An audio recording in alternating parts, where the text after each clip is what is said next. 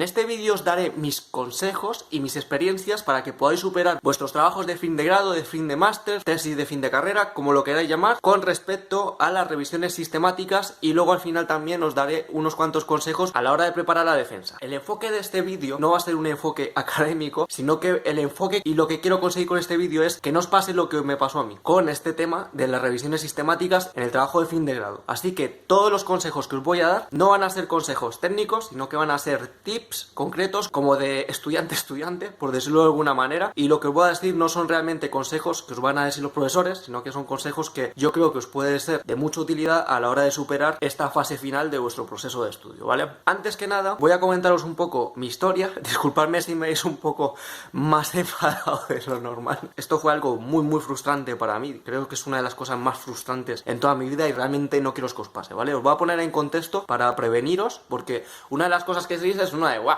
El TFG, eso es una pasada, eso es un mero trámite, eso es fácil, solo los más tontos suspenden y cosas así. Entonces, os voy a contar un poco mi historia corta para preveniros y luego ya arranco. Yo, por ejemplo, he sido un estudiante que sacar menos de un 8 era un fracaso. Básicamente porque también tenía que apuntar a las becas y de hecho entre convalidaciones y entre que iba más de curso por año, entonces mi objetivo era tengo que sacarme la carrera en 3 años y con un mínimo de un 8 de media. Solo tuve que recuperar 2 asignaturas y ni siquiera fue en examen, sino que fue con trabajo, en convocatoria extraordinaria, en toda la carrera, entonces yo iba sobradísimo. Es una voy a ordenar el TFG, voy a entregar ahí una obra maestra, voy a acabar la carrera en 3 años y yo voy a salir aquí el amo del mundo. ¿Y qué fue con lo que me encontré? Que tuve que hacer 3 TFGs y 4 defensas. Y es lo que quiero que no os pase. Yo lo que quiero es que cuando presentéis vuestro TFG y hagáis vuestra defensa, que paséis directamente, os olvidéis de la carrera y que seáis felices y comáis perdices. Porque realmente este año y medio, 2 años que pasó entre que suspendí por primera vez casi en la carrera y entre que conseguí el título fue de lo más infernal y de lo más frustrante que os podéis imaginar. Y tú dices, menú inútil, ¿cómo suspendes tantas veces? Pues mi caso fue que los tutores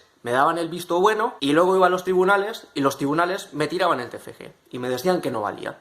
Ese fue el caso que me he encontrado yo. Así que el primer consejo que os quiero decir es que no os fiéis ni un pelo de los tutores, ¿vale? Ni un pelo. Y no solo por lo que me ha pasado a mí, realmente, sino también hablando con colegas que muchas veces dicen que los tutores se miran el TFG un poquito por encima, muchas veces no les ayudan en nada. Entonces, lo que os voy a decir ahora es porque si tenéis tutores que no hacen su trabajo, porque básicamente si mis trabajos no valían, yo no tendría que haber llegado a la defensa. Me tendrían que haber dicho, oye, el trabajo está mal, corrige esto, y yo lo corrijo encantado, y luego voy a la defensa cuando haga falta y lo hago todo bien. No pasar ahí y que el tribunal te pegue un azote, no sé si me entendéis. Entonces, lo primero es tener en cuenta los que os voy a decir en este vídeo para que hagáis bien vuestros trabajos, y aunque vuestros tutores digan que las cosas van bien y cosas así, no os fiéis ni un pelo y vosotros tenéis que saber que vuestro trabajo está bien, independientemente de lo que diga el tutor. Y más porque yo, por ejemplo, cuando estaba con los tutores, vi que me atendían, que me respondían, que me ayudaban y cosas así, entonces yo digo, buah, aquí no puede fallar nada. Pero claro, por muy bien que esté con los tutores, porque he llegado a tener 3, el último yo directamente exigí que me lo cambiasen, porque yo no podía suspender otra vez. Por muy bien que me traten y por muy bien que me ayuden, si luego llego a las defensas y no paso, pues algo no funciona. Porque yo estaba poniendo de mi parte y yo estaba haciendo las cosas, pero lo que no puede ser es que si estoy haciendo cosas mal en cuanto a la metodología, que es lo que os voy a decir en este vídeo, pues que no me lo corrijan, eso te lo tienen que corregir. Así que mucho cuidado con eso que os acabo de decir. También, el caso de que tuve que hacer 4 defensas es porque después del primer suspenso tuve que hacer la segunda defensa sin cambiar el texto escrito. Cuando el tribunal me dijo que el trabajo escrito que no valía, y por movidas de la universidad tuve que defender el mismo trabajo sin que el trabajo escrito valga. Entonces fue como una pérdida de tiempo y fue una frustración total. Peor verano de mi vida posiblemente. Y bueno, ya he contado mi caso, ahora voy a ayudaros, ¿vale? ¿Cómo se empieza una revisión sistemática? ¿Qué es lo más importante? Pues elegir un buen tema. ¿Y qué es lo que os voy a aconsejar con los temas que tengáis que elegir? Pues lo que os aconsejo es que sea un tema del que nadie sepa absolutamente nada. ¿Por qué? Porque por un lado, cuando tú llegues a la defensa, tú vas a ser el mayor experto posiblemente en el país que haya sobre ese tema específico, porque es un tema raro. De hecho, esto es un consejo que me dijo el tribunal en la tercera defensa. El presidente del tribunal me dijo, tú tienes que venir aquí con el estatus de que tú eres el experto sobre el tema. Entonces, como tú eres el experto, tienes que mostrar que dominas el tema. Entonces, ¿qué mejor manera de dominar un tema que investigar sobre un tema que no existe? Solo con eso, si hacéis un TFG centrado con un tema así, como lo estoy diciendo, ya solo con eso, posiblemente el tribunal no os pueda decir casi nada, porque el tribunal no va a saber nada. Tened en cuenta que los profesores universitarios están especializados en sus áreas, como mucho tendrán que ver muchos TFGs, pero realmente ellos saben sus cosas, pero no hay mucho más. Y aquí, con lo del tema raro, tened cuidado cuando ese tema raro lo estéis eligiendo con un tema normal, porque por ejemplo, yo mis 2 primeros TFGs estaban centrados en la prevención de lesiones y me encontraba que el tribunal, cuando me hacía preguntas, eran encaminadas en fútbol, porque parece que el único deporte que existe en el mundo es el fútbol. Entonces los profesores me preguntaban, oye, ¿y eso en fútbol cómo se aplica? Entonces, ¿qué fue lo que tuve que hacer en el último TFG? Pues que me llevé el TFG a mi área, que fueron los deportes de combate, donde yo sé que no iban a tener ni idea, y encima lo hice de un tema extraño que no existe en España, que es el de readaptación de caos, y así yo estaba allanando el terreno para que cuando llegue la defensa no me hagan preguntas estúpidas sobre cómo se hace una cosa en fútbol cuando el trabajo no va de fútbol. No sé si me entendéis la idea en esa parte de los temas. Otra cosa, al elegir el tema, es que hagáis temas, si es posible, monotemáticos e incluso con títulos bastante sencillos. O sea, no os compliquéis la vida. Yo, por ejemplo, en mis 2 primeros TFGs intenté abarcar demasiado, muchos temas, y tú ten en cuenta que mientras más temas abras, más aperturas vas a dejar y más te pueden machacar en la defensa. Por lo que te recomiendo que elijas temas muy concretos y que seas un especialista total de ese tema del que vayas a tratar para que no te puedan discutir nada. Tú cuando llegues al día de defensa no tienes que pensar que tú vas a defender tu trabajo, sino que tú tienes que ir con un estatus de que tú a los profesores que están en el tribunal les vas a dar una clase de lo que tú sabes, de lo que tú eres un experto. Así es como tú tienes que llegar a ir a tu defensa del TFG, no como, voy a ver si paso. No. Tú eres el experto cuando estés en la defensa. Tú eres el que más sabe de ese tema cuando estés en la defensa. Y de hecho, si vas con esa perspectiva, cuando te vayan diciendo cosas y tú les vayas respondiendo, e incluso con referencias bibliográficas, es una de, porque te van a preguntar, ¿qué te parece que esto se haga en este contexto y este otro? ¿Te parece que está bien? Y tú, incluso con toda tu autoridad como experto, incluso les puedes llevar a la contraria, como diciendo, no, eso que dices no se puede cumplir porque, por ejemplo, este autor decía que eso no funcionaba, entonces las perspectivas que pueden funcionar mejor son estas y estas. Entonces así les callas la boca, vas a quedar como un amo porque estás diciendo referencias bibliográficas en la defensa y muestras que dominas el tema que es realmente lo que quieren que hagas en el tribunal. Así que centraos en temas específicos y que no os vayan a pillar. Y para esos temas simplemente os aconsejo que saquéis vuestro lado más friki de vuestra carrera. ¿Qué son las cosas que más os gustan de vuestra rama profesional y que os ha hecho falta vuestra carrera? Que no hayáis encontrado nada y que creáis que falta desarrollar. Pues así es como vas a sacar los temas de tu trabajo y es como vas a ser experto de eso y es como posiblemente lo vayas a hacer muy bien. ¿Por qué?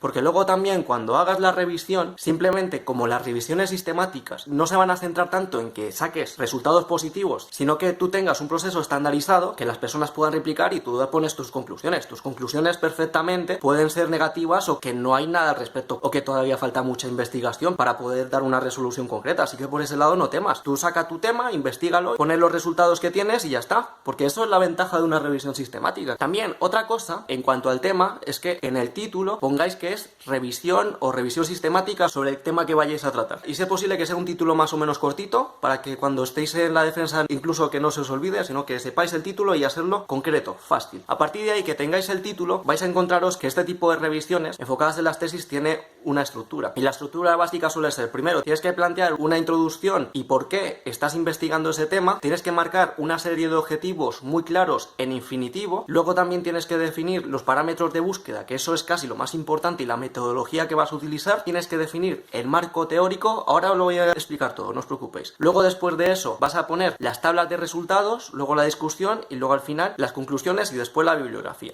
Entonces, esta estructura es la que me tocó hacer a mí, pero vosotros tenéis que seguir la que os estén exigiendo en vuestro trabajo, pero yo lo voy a explicar según lo que yo sé y ya ahí lo tenéis que adaptar vosotros, ¿vale? En cuanto a la justificación del tema, posiblemente estéis muy perdidos porque es como voy a sacar un tema nuevo y encima que lo tenga que justificar y decir por qué estoy sacando este tema, cuando muchas veces tú lo que puedes pensar como alumno es en plan de saco este tema porque es el que se me ha ocurrido, pero no por nada en especial. Entonces aquí tenéis que hacer una especie de ingeniería inversa. Realmente en el mundo real el tema se sacaría porque estás trabajando, ves problemas o encuentras artículos y a partir de esos artículos basas para hacer el trabajo futuro, pero en este caso como igual el tema lo has sacado de la nada, pues tienes que inventarte como que has leído artículos y que te han llevado ese tema. Entonces aquí, en esta parte, te diría que hagas una búsqueda rápida de artículos científicos que hablen del tema del que vas a tocar, fácilmente con entre 3 y 5 referencias de 3-5 artículos para hacer esa justificación del tema y cosas así. Podéis inventaros cómo vais a desarrollar el tema y poco más. A partir de ahí, los objetivos que vayáis a plantear tienen que ser clarísimos. Y todo el trabajo tiene que estar centrado a responder las cuestiones que has abierto con los objetivos. Por lo que una de las cosas más importantes del trabajo es que también en la parte de conclusiones al final del todo, las conclusiones que digas den respuesta a los objetivos. Si tú pones objetivos y en las conclusiones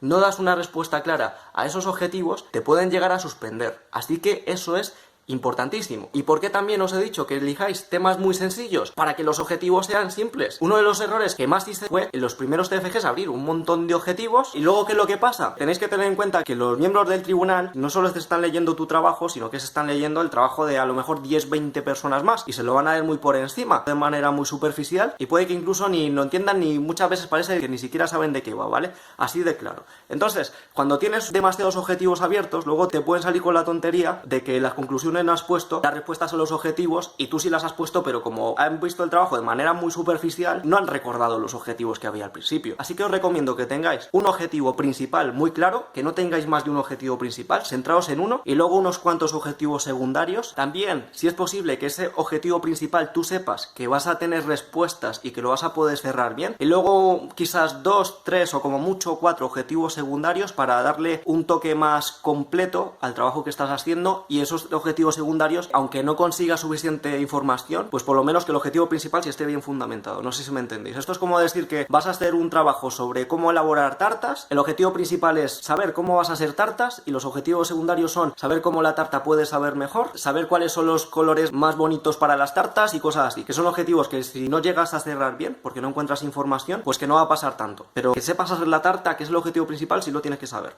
Espero que se haya entendido este ejemplo culinario. Ya con esto planteado es cuando vamos a pasar a la parte crítica de la revisión, que es la metodología. Una cosa que tenéis que tener en cuenta es que lo más importante en una revisión sistemática es que la metodología esté expuesta al detalle. Tenéis que haceros la idea que la persona más tonta del mundo, cuando vea cómo has puesto tú la metodología de cómo has hecho tu trabajo, lo tiene que poder replicar. Tú tienes que centrarte en hacerlo así, que lo replique uno tras otro y que los pueda hacer y que le salgan los mismos resultados. Si tú no puedes garantizar que mediante los parámetros de la metodología puedan salir los mismos resultados, ya puedes tener un problema gordísimo y te pueden llegar a suspender. Ahora mismo puede que estéis muy perdidos en este aspecto, pero ahora voy a daros un par de ejemplos para profundizar en esto que os estoy diciendo, para ponerlo mucho más claro. Yo a la hora de hacer estos trabajos, al final opté por usar bastantes tablas para dejar las cosas muy visibles y acceder a ellas de manera rápida, para que luego a la hora de redactar sea mucho más fácil y poder administrar mejor la información. Entonces, aquí por ejemplo, os expongo algunos de los puntos más importantes de poner en el apartado de metodología. Por un lado, los parámetros comunes, que son cuáles son los parámetros que van a tener en común todas las búsquedas que tú vas a realizar en tu revisión sistemática. Yo, por ejemplo, en este caso, pongo el ejemplo de que solo usé PubMed, o sea, solo usé una base de datos. Entonces, en este caso, si vais a usar varias bases de datos, tenéis que especificar si habéis usado una, si habéis usado varias, y también si habéis usado esas bases de datos y ha habido diferencias en el resto de parámetros, lo tenéis que indicar. Es muy importante que si hay diferencias que lo indiquéis, porque tiene que dar el mismo resultado. Después, otra característica que he puesto aquí es que el texto sea gratuito. ¿Y eso qué significa? Que todos los trabajos que aparezcan y que no sean gratuitos a texto completo y de libre acceso, pues quedan automáticamente descartados de la revisión sistemática. ¿Vais viendo por qué es importante este tipo de cosas? Y luego también puse que los términos que se busquen en este trabajo tienen que estar o en el título de los estudios o que esté en el abstract, o sea, en el resumen de los estudios. Por lo que, por ejemplo, con estos parámetros, ¿qué estamos diciendo de manera muy simple? Pues que todos los trabajos van a estar en esta plataforma, que todos los trabajos tienen que ser gratuitos y de libre acceso, y que si no tiene estos términos en el título o en el resumen, pues no va a entrar, porque se descarta automáticamente de tu revisión sistemática. Es así de simple. Y tú pensarás, oye, ¿y si hay trabajos muy espectaculares que se quedan así fuera? Pues lo siento mucho, se quedaron fuera. Es una revisión sistemática, no una revisión literaria. Una revisión literaria tú más o menos puedes coger cualquier tipo de fuente y lo organizas como quieras, pero una revisión sistemática tienes que seguir rigurosamente este tipo de algoritmos para poder hacerla bien, si no te van a suspender, ¿vale? Muy claramente. Si se quedan artículos fuera, pues lo siento mucho, se quedaron fuera, ¿ok?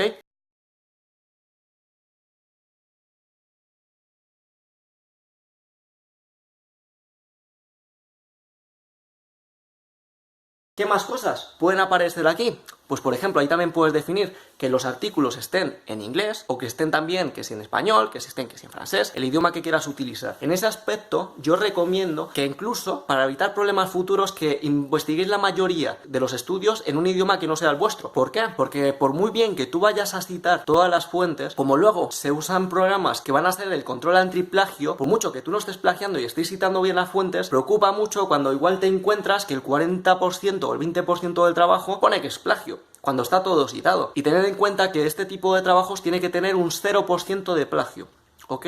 Entonces, si tú, por ejemplo, tienes todas tus fuentes en otros idiomas, solo por el proceso de redactar en el nuevo idioma, y más intentando ponerlo de manera diferente, aunque vayas a citar la fuente, pues ya no te va a saltar como plagio. Entonces eso cuando el tutor o los miembros de Teamural lo vean, no te van a saltar las alarmas como que estás con plagio, porque no va a aparecer como es plagio, porque es totalmente diferente, porque es una traducción y encima luego tiene una interpretación, lo estás exponiendo con tus propias palabras. En la medida de lo posible, trabajos en otros idiomas y así os quitáis muchísimos problemas con lo del antiplagio. Muchísimos, casi todos.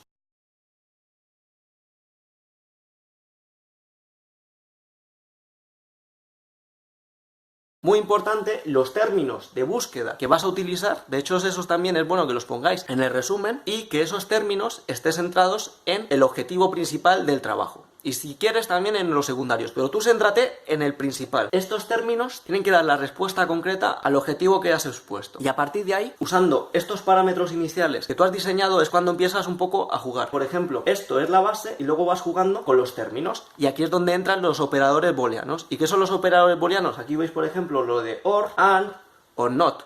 Y eso es importantísimo que lo digáis también. Eso es importantísimo que digáis qué operadores booleanos vais a utilizar. ¿Por qué? Porque cuando tú estás usando un buscador, este OR o este AND va a marcar muchísimo la diferencia de qué resultados van a salir. Porque, por ejemplo, el OR, aquí por ejemplo tenemos deporte y atletas. Entonces eso quiere decir que en el trabajo solo van a aparecer o uno u otro, o incluso los dos. Pero si aparece el AND, tendrían que aparecer los dos. Y si aparece un NOT, no aparece el que esté antes. Por lo que, como veis, los operadores booleanos, si bien pueden que intimiden mucho, os va a facilitar mucho las cosas. Porque también, ¿qué tenéis que tener en cuenta cuando usáis este tipo de parámetros tan rígidos? Aunque se queden trabajos muy buenos fuera. Que por un lado, tú no tienes que pensar en que se queden trabajos fuera. Tú tienes que pensar en cumplir tu revisión sistemática y en aprobar. Ya luego esos trabajos los ves después cuando ya tengas tu título y cosas así. Si tú haces estas cosas bien, luego vas a tener que revisar menos trabajos, te va a facilitar muchísimo el trabajo, porque en vez de, imagínate, 1000 resultados, a lo mejor te salen 10 o te salen 20. Y creedme que realmente para una revisión sistemática, sin contar las fuentes que has usado para justificar el tema, pues con unos 20-30 trabajos bien hechos, ya te da para 50 hojas perfectamente. Y no estoy diciendo para que hagáis el vago. Yo, por ejemplo, en mi segundo TFG, yo ahí metí como 67 fuentes y revisé como más de 90, pues solo que descarté como 30 y se quedaron fuera del trabajo. Pero para hacerlo bien no necesitas tantas. Tú necesitas que sean muy precisas y que te sirvan para el trabajo, no que sea mogollón. En todo el caso, aquí el tutor, si ve que faltan fuentes, pues te va a decir que le añadas más. ¿Y cómo se pueden añadir más fuentes? Jugando con estos parámetros de aquí. Yo, por ejemplo, en estas búsquedas, pues hice una búsqueda principal con todos los parámetros a la vez y luego otras dos secundarias, con por ejemplo estos tres y luego a lo mejor estos dos y este de aquí. Y así me fueron saliendo resultados muy diferentes. También, otro aspecto con el que es bueno que juguéis y que es importantísimo es de la fecha de publicación. A partir de qué momento o qué franjas van a estar determinadas. Aquí os animo a que seáis espabilados.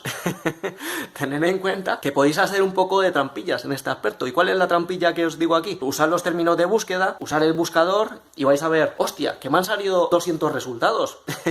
Voy a recortar ahí como sea. Y luego cuando veas que te salen 30 trabajos o 10, 20 trabajos que parecen que tienen buena pinta, pues luego tú lo pones como que has usado esos términos que has usado para conseguir esos 20 trabajos, pero que los has predefinido antes, solo que ha salido eso. No sé si me entiendes. Ahí tenéis que estar un poco avispaos para ahorraros trabajo, también teniendo en cuenta que mientras menos trabajos tengas que revisar, mejor vas a poder preparar la defensa, porque los repasos para la defensa van a ser menos extensos. Así que, por ejemplo, si tú buscas, por ejemplo, en esta parte, que me salió solo un resultado, pues aquí poco voy a recortar. Aquí, de hecho, lo tendría que facilitar para que me salgan más resultados, porque no me están saliendo ninguno. Pues, ¿qué pasa? Pues que si quito, por ejemplo, la última línea, pues me salieron 10 resultados más un duplicado. Por eso pone 10, 11. Y también eso en las tablas de resultados lo tenéis que poner. ¿Cuáles han sido resultados nuevos y cuáles han sido resultados duplicados? Porque todos esos hay que ponerlos. De hecho, también tienes que poner en la parte aparte de metodología, cómo has filtrado todos esos trabajos duplicados, si los has hecho de manera manual, si has usado algún algoritmo, todo eso, todo, absolutamente todo lo tienes que poner, todo. Y luego, por ejemplo, si bien en principio tú tienes que poner estos términos antes de hacer las búsquedas, pues yo estoy diciendo que seáis espabilados y lo hagáis al revés. Yo, por ejemplo, aquí decía, solo tengo 11 artículos para hacer el TFG, me falta chicha. Pues ¿qué es lo que hice? Pues hice una tercera búsqueda, pero luego en el trabajo ponía que esa tercera búsqueda estaba planeada antes de que la hiciese. Y esta tercera búsqueda, por ejemplo, aquí pone que me dio 10 resultados, pero realmente originalmente me dio como 25 resultados. Y yo estaba viendo, yo no me quiero revisar tantos trabajos, voy a ir a por mi cuarta defensa y estoy ya cansado de leerme tantos artículos. Entonces, ¿qué es lo que hice? Pues fui espabilado y le puse de que artículos del 2016 y se me filtró la mitad y lo que salió aquí fue lo que salió en el trabajo. Así tal cual, no hay que darle tantas vueltas, es así como se hace. Luego, por ejemplo, si veía que, por ejemplo, el tutor me decía que faltaban artículos, pues aquí tenía planeado una cuarta búsqueda con 24 resultados, pero de los cuales solo 3 eran nuevos. Así que, si por decir estáis acotando demasiado, pues sed espabilados, jugar con los términos y ya van saliendo más trabajos. Pero lo importante es que cuando hagáis cada uno, que no os saturéis de trabajo, porque yo, por ejemplo, cuando hice el segundo TFG, me saturé de trabajo y me salieron como 270 resultados y tuve que procesar todos esos datos. Eso es un trabajo bestial, eso es demasiado tedioso. Hacedlo fácil. Y hacerlo fácil os lo va a facilitar todo y os va a dar incluso más nota, ¿vale? Ahí no os compliquéis la vida. Después de haber dejado muy clara la metodología, es cuando tienes que hacer el marco teórico. ¿Y qué es el marco teórico? Básicamente el marco teórico viene a ser la explicación sobre la cual vas a sustentar todo lo que vas a decir. Entonces, para que me entiendas, ¿qué es un marco teórico? Tú el marco teórico lo tienes que hacer como que alguien no tiene idea de un tema y tú el marco teórico son como las cosas que vas a decirle a la persona que va a leer el texto para que se entere de los resultados de trabajo y de las conclusiones que tengas. Un ejemplo aquí que puede ser, pues imagínate el mismo ejemplo que os dije de las tartas antes. Pues ¿qué vendría en el marco teórico? Pues en el marco teórico tendrías que poner qué es una tarta, qué tipos de tartas hay, hasta ese momento de la historia cómo se han ido viendo las tartas, o también relacionas con el tema cómo se ha ido desarrollando el sabor de las tartas hasta el momento, ¿entendéis? Es como allanar el camino para que la gente entienda el trabajo. Eso es el marco teórico. Y obviamente el marco teórico también lo tienes que poner con referencias bibliográficas. Entonces, como veis, entre unas cosas y otras se van acumulando fuentes de bibliografía. Si bien el ejemplo que os he dicho antes, los resultados de la revisión eran unos 20 y tantas, como veis ya se están sumando a las 5 o 6, 7 de la justificación del trabajo y ahora en el marco teórico se te pueden añadir otras 5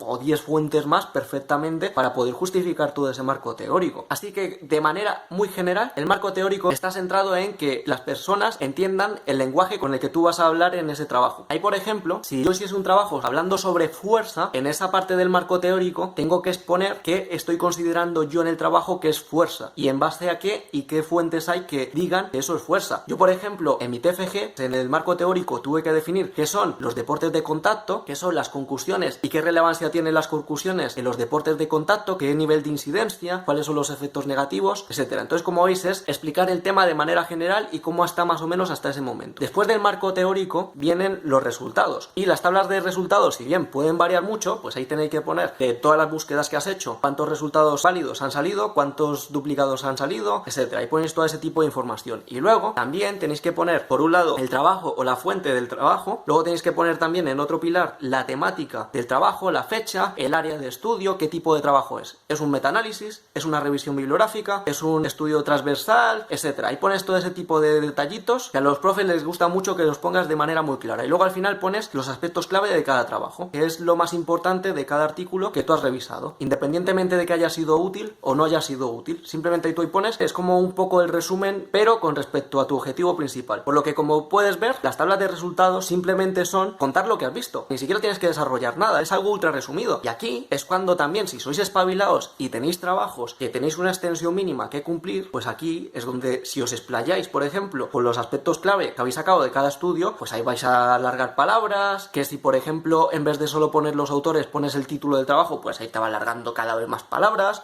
Entonces, si estáis cortos de palabras, jugad en este apartado de resultados porque es muy fácil que sacáis palabras. A mí, en la parte de resultados, me pasaba todo lo contrario. Como en mis trabajos me sobraban palabras, pues yo tenía que recortar ahí que no sabía de dónde y muchas veces recortaba de las tablas de resultados. Ahí ya los ejemplos de las tablas ya lo miráis según la carrera y lo que os diga más o menos el tutor y cosas así, para que lo hagáis bien. Y luego, después de los resultados, entraríamos en la discusión. ¿Y qué es una discusión? La discusión básicamente es exponer los puntos en conflicto con respecto al tema que estás investigando. Entonces aquí es, por ejemplo, cuando coges Pepito ha dicho que esto se hace así, pero Juanito dijo que esto se hace así. O Jaimito ha dicho que esto es así y Pepito dice lo mismo y Raimito también dice lo mismo. De eso va la discusión. Es como el punto de encuentro de todos los resultados de todos los trabajos que has puesto. En la parte de discusión os recomiendo que pongáis cosas también bastante diferentes que habéis puesto en la parte de resultados, para que de esa manera cuando os corrijan el trabajo nos digan que la discusión parece una tabla de resultados más, ¿no? Ahí tú tienes que contrastar, la clave de discusión es contrastar todos esos artículos que has visto. Y luego, por otro lado, también te recomiendo que los apartados de la discusión estén relacionados con los objetivos que has planteado de tu trabajo, porque así, de esa manera, vas a dar respuesta a los objetivos que has planteado. Entonces, por ejemplo, el primer apartado del apartado de discusión puede ser referente al objetivo principal, que en el ejemplo que os dije era cómo hacer tartas. Entonces, en esa parte de discusión pones, en los estudios había una corriente predominante de hacer tartas, que era hacerlos al microondas, pero Raimito y Pepito dicen que hacerlo al microondas se pudre o que pierde sabor. Y luego, por otro lado, Luisito y Raimito lo prefieren hacer al horno porque dicen que tienen estas ventajas. Pues ahí es cuando te explayas, ¿vale? Luego los secundarios, pues los puedes enfocar de varias maneras. Si has realizado búsquedas específicas para dar respuesta a los objetivos secundarios, pues va a ser mucho más fácil que rellenes lo de secundarios. Pero si los secundarios los vas a responder indirectamente con las búsquedas de los objetivos principal, pues así quizás puede llegar a valer. Ahí ya tenéis que hablar con vuestro tutor a ver qué os dice al respecto.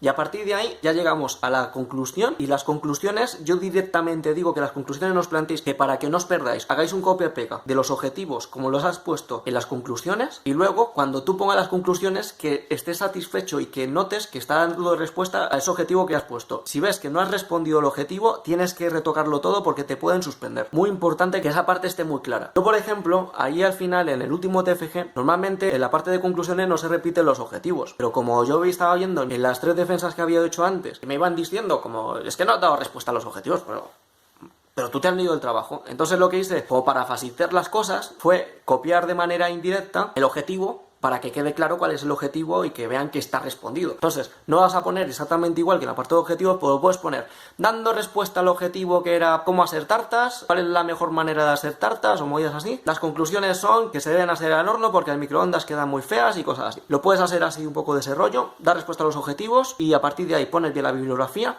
y se acabó. No hay más. Ya pasando a consejos, en la parte de revisión, os aconsejo que no uséis tanto programas automáticos, porque yo he visto que muchos funcionan mal, sobre todo los de revisión bibliográfica, y cuando estás en la defensa, pues a lo mejor te vas a encontrar con el tistirniquis de turno que te dice, es que esta referencia de aquí las tenías que haber puesto en cursiva, y no están en cursiva, o estas letras de aquí son siglas, tú no puedes poner siglas en la bibliografía, muy mal. Os parecen tonterías, pero si quieren pegar por eso, se van a pegar por eso. Claramente, entonces, lo que os recomiendo es que hagáis lo siguiente, que no uséis al usar las fuentes procesadores automáticos, sino que lo hagáis a mano. ¿Y cómo lo hacía yo a mano? Yo, por ejemplo, tenía estas tablas y simplemente cuando hacía una búsqueda, y os voy a hacer el ejemplo directo de por qué está guay hacerlo así, y tengo el enlace para que veáis que es fácil acceder a los trabajos. Podéis usar el enlace o incluso si ponéis en el buscador directamente el título, pues ya os sale. Y ya he llegado al trabajo sin perderte, no se te pierden los trabajos ni nada. Y simplemente lo que hago es, nada más llego al trabajo, tengo en esta tabla, tengo artículo. ¿Qué artículo es? Pues sin pensarlo 2 veces, pues llegas, copias y lo pegas en esa parte de la tabla y ya tienes el nombre del artículo. Luego, ¿qué más? Bibliografía. Pues aquí sería que cuando tú vayas a hacer la bibliografía, pues aquí pongas cómo lo vas a copiar en el apartado de bibliografía y que veas que esté perfecto, ¿vale? Pero antes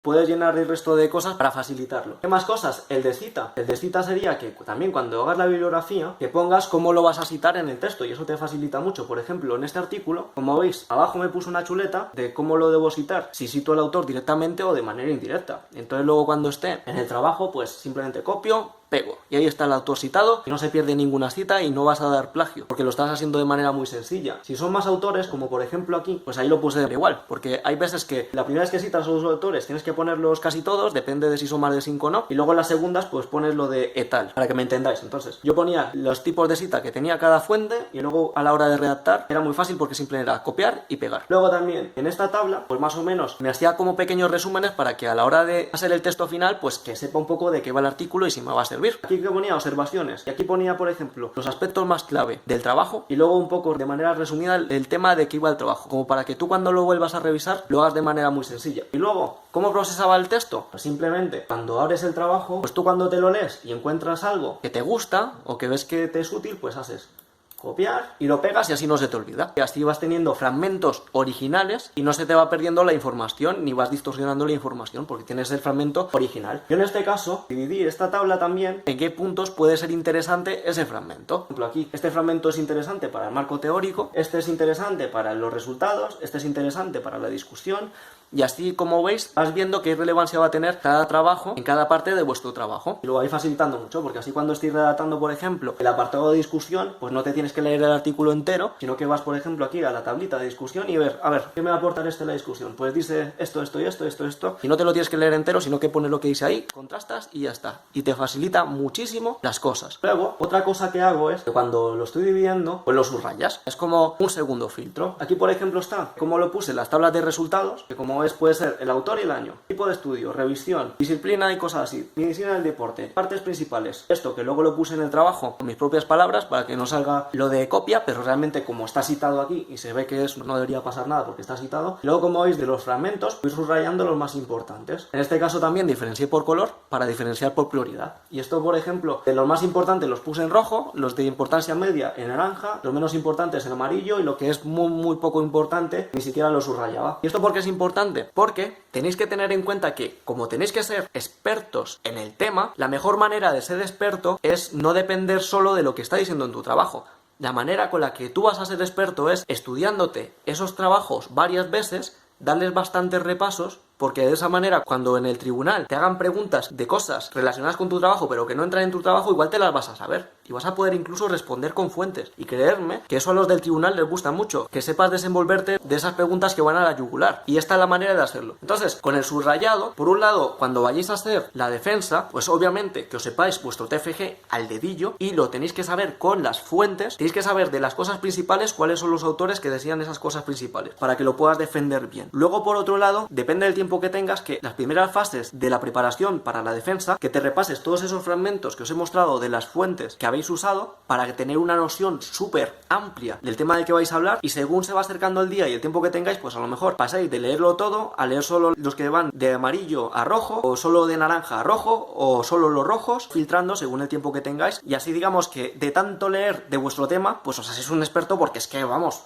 os lo habéis estudiado al fondo, ahí no os van a pillar, y así es como vais a llegar a la defensa como un experto. Y ahora, para profundizar un poquito más en la parte de la defensa, pues ¿qué os puedo decir? Pues por un lado, que lo más importante para la defensa es que domines el tema al dedillo. Tú cualquier cosa que te lleguen a preguntar de tu tema, te tienes que saber desenvolver, porque el experto eres tú. Eso es lo principal. Pero a partir de ahí, por ejemplo, cuando pongas en las diapositivas, no es bueno que las satures de texto. O sea, tú tienes que ponerlo de la manera lo más esquemática, lo más resumida posible. ¿Por qué también? Porque eso, si lo pones de manera esquemática, te va a ayudar a recordar y también te va a ayudar a exponer. Y de esa manera también los miembros del tribunal van a ver que dominas el tema. Es por decir, tú pones un esquema de 4 puntos clave y luego llegas a la defensa y los desarrollas genial, dices incluso las fuentes y vamos, vas a quedar como el amo. Incluso también puedes poner en las propias diapositivas las fuentes, porque eso puede quedar bastante bien. También en la defensa, centraos en los aspectos clave del trabajo. Cuando hagáis la defensa, centraos en dejar claro el objetivo y por qué es importante el trabajo que estáis haciendo. Dejad muy clara la metodología, que no quepa duda alguna. Los resultados quizás los podéis poner de una manera más superficial, y luego en la parte de las conclusiones, pues ahí es cuando os podéis explayar más y podéis decir las cosas más en detalle. Pero sobre todo centraos en el objetivo principal. Lo secundario los podéis desarrollar menos, pero lo principal lo tenéis que dejar totalmente claro. No tiene que caber duda alguna del resultado que has tenido con tu objetivo principal. Y luego al final, reflexiones finales, carencias que ha habido, por ejemplo, en los resultados, nuevas vías de investigación que serían buenas para seguir desarrollando a partir del trabajo que tú has realizado, y después de eso ya vienen las rondas de preguntas, y si te lo sabes, pues no tendría que haber ningún problema. Aquí también muchas veces me han dicho de que algunos, cuando han estado con las defensas, incluso algunos de tribunal, no, es que apenas me lo he leído por encima. Vosotros tenéis que ir a la defensa como que el tribunal no tiene ni idea del trabajo. O sea, no tenéis que pensar que, vale, se han estudiado mi trabajo, saben perfectamente de lo que estoy hablando. No. Por lo que esa exposición que vayas a hacer en la defensa tiene que dejar todo ese tipo de cosas muy claras. Tú tienes que contar como que el tribunal no se lo ha leído. Y bueno, esto viene a ser todo. Espero haberos sido de ayuda. Espero que no os pase como a mí. Por eso he hecho este vídeo. Mucha suerte. Dale caña. Un saludo. Y hasta otra.